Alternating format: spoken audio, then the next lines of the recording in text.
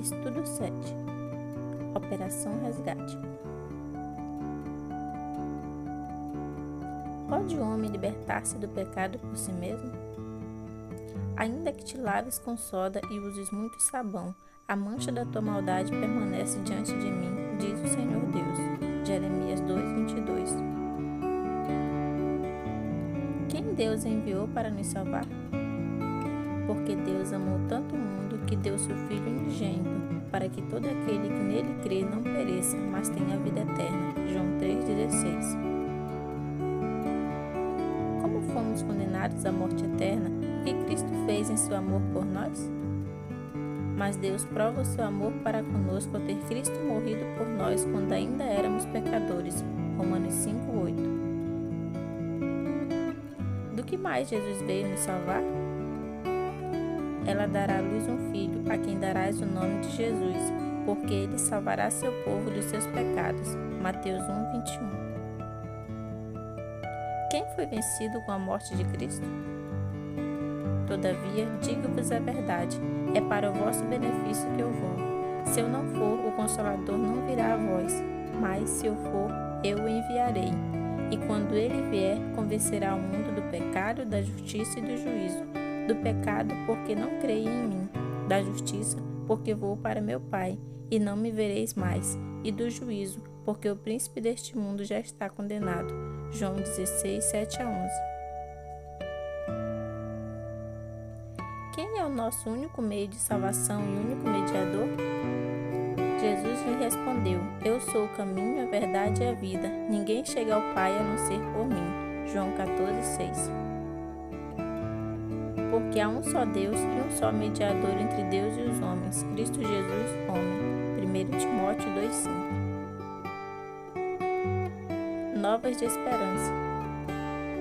A Bíblia condena o pecador sem Jesus dizendo: O salário do pecado é a morte, mas o dom gratuito de Deus é a vida eterna em Cristo Jesus, nosso Senhor.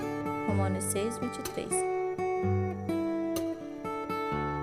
Informações adicionais. Jesus e sua obra salvadora por nós. Jesus era realmente homem, pois nasceu como um bebezinho em Belém, cresceu em Nazaré e terminou seu ministério em Jerusalém. Jesus era sem pecado. Ele nasceu da Virgem Maria, mas não herdou o pecado de Adão. Ele não pecou e não havia pecado nele. Daquele que não tinha pecado, Deus fez um sacrifício pelo pecado em nosso favor, para que nele fôssemos feitos justiça de Deus. 2 Coríntios 5:21. Ele não cometeu pecado, nem engano algum foi achado na sua boca. 1 Pedro 2:22. E bem sabeis que ele se manifestou para tirar os pecados, e não há pecado nele. 1 João 3:5. Jesus é realmente Deus, exatamente como ele também é realmente homem. Sua divindade foi oculta pela sua humanidade. No princípio era o Verbo, e o Verbo estava com Deus, e o Verbo era Deus. João 1:1. Eu e o Pai somos um. João 10:30. Pois nele habita corporalmente toda a plenitude da divindade. Colossenses 2:9. Mas sobre o Filho diz: O teu trono, ó Deus, subsiste pelos séculos dos séculos, e o cetro do teu reino é cetro de equidade. Hebreus 1:8. Jesus, como humano, obedeceu em tudo, provando que foi possível a Adão guardar a lei. Não poderíamos ser salvos somente pela obediência de Jesus, pois nossos pecados nunca poderiam ser perdoados apenas por uma vida sem pecado. Em verdade vos digo, se o grão de trigo não cair na terra e não morrer, ficará só, mas, se morrer, dará muito fruto. João 12:24. Jesus teve que morrer por nós, pois por nossos pecados merecíamos a morte eterna. Foi preciso que ele sofresse o castigo no seu corpo ali na cruz. Mas fostes resgatados pelo precioso sangue, como de um cordeiro sem defeito e sem mancha, o sangue de Cristo. 1 Pedro 1:19. A morte de Jesus era necessária porque Deus havia dito que sem derramamento de sangue não há perdão de pecados. E, segundo a lei, quase todas as coisas são purificadas com sangue, e sem derramamento de sangue não há perdão. Hebreus 9:22. importância do sangue? O sangue é vida. O derramamento do sangue de Cristo indicava a entrega de sua vida como substituta da vida dos pecadores. Porque a vida da carne está no sangue, e eu tenho dado a vós sobre o altar, para fazer expiação por vós, porque é o sangue que faz expiação pela vida. Levítico 17:11. Na cruz, Deus fez com que todos os nossos pecados fossem colocados em Jesus. Ele morreu sofrendo a morte que os pecadores mereciam. Mas ele foi ferido por causa das nossas transgressões e esmagado por causa das nossas maldades. O castigo que nos traz a paz estava sobre ele, e por seus ferimentos fomos sarados. Isaías 53:5. Jesus clamou na hora da morte: está consumado. Havendo provado o vinagre, Jesus disse: está consumado, e, inclinando a cabeça, entregou o Espírito. João 19:30. Com essas palavras, ele queria dizer que a obra da redenção estava terminada e que tudo que era necessário para a salvação dos pecadores já tinha sido feito.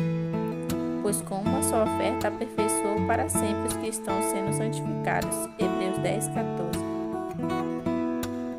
Depois da morte de Jesus, seu corpo foi colocado num túmulo, mas no terceiro dia, Deus o ressuscitou dentre os mortos.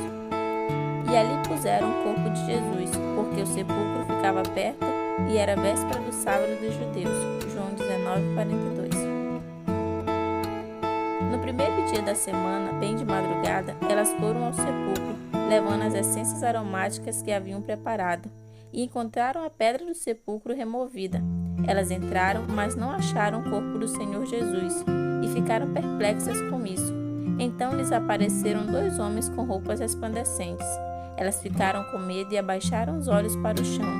E eles disseram: por que procurais entre os mortos aquele que vive? Ele não está aqui, mas ressuscitou. Lembrai-vos de como vos falou ainda na Galileia. É necessário que o Filho do Homem seja entregue nas mãos de homens pecadores, seja crucificado e ressuscite ao terceiro dia. Lucas 24:1-7.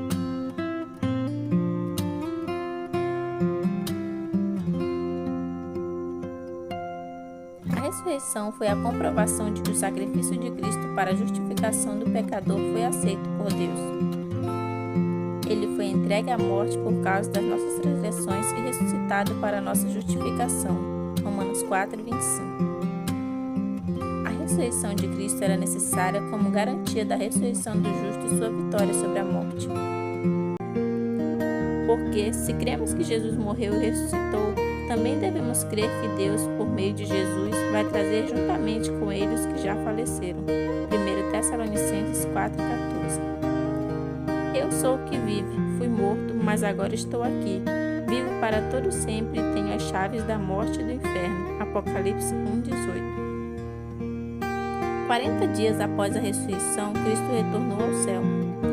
Depois de ter sofrido, apresentou-se vivo também a eles, com muitas provas incontestáveis, aparecendo-lhes por 40 dias e falando das coisas referentes ao reino de Deus. Depois de dizer essas coisas, ele foi levado às alturas enquanto eles olhavam, e uma nuvem o encobriu de seus olhos. Atos 1:3-9. Onde atualmente é nosso intercessor junto ao Pai, como sumo sacerdote no santuário celestial.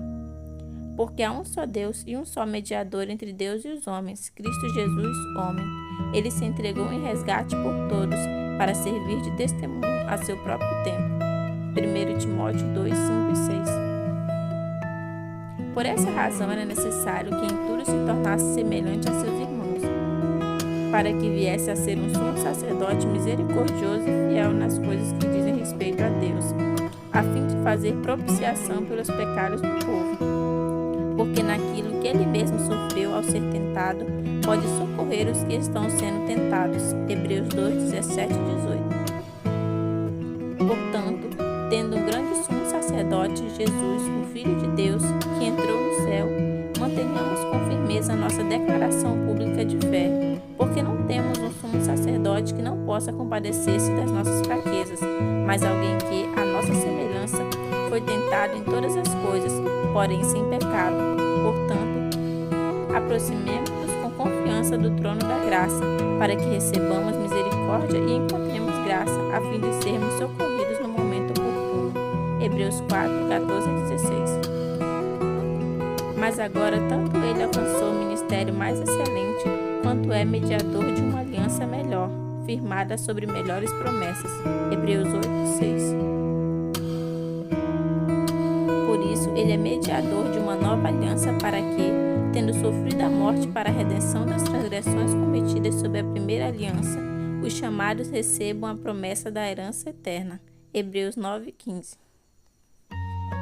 Breve Jesus voltará para levar os seus fiéis. Não se perturbe o vosso coração. Crede em Deus, crede também em mim.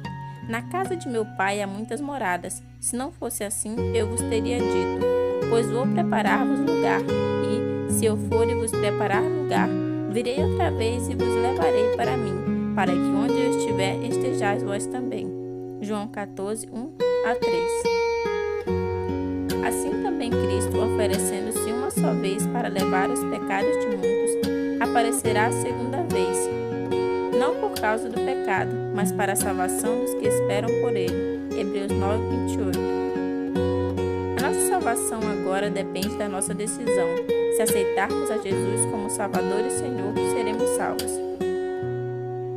Mas a todos que o receberam, aos que creem no seu nome, deu-lhes a prerrogativa de se tornarem filhos de Deus.